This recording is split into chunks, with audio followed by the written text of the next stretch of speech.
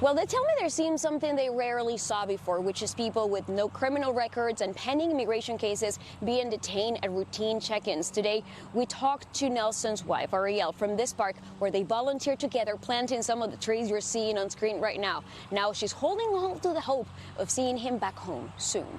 Oh, he's like the most generous, kind, positive person. He's always trying to make everybody happy in the room. Emotions are hard to contain for Ariel Whaley when speaking of her husband, Nelson Contreras Galvez, a 35-year-old Venezuelan asylum seeker detained in a routine visit to ICE. Nelson is the one that I go to when I have a problem, or I go to seek comfort, and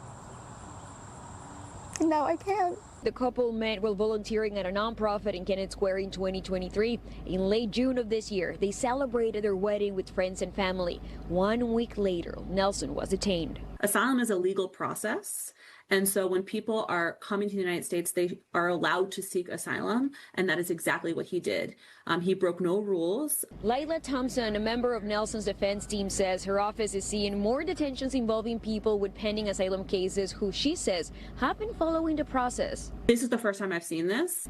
But it was a reason given for Nelson's detention that Thompson says surprised her. So that is what the notification that he received says. It says that are beds available. We saw the notification Nelson's legal team shared with us showing the reason for his detention. We contacted ICE asking specifically about his case and why he was detained. So far, they have not replied to a request for comment. But earlier this month, in a statement shared with NBC 10, ICE said pending applications do not grant legal status.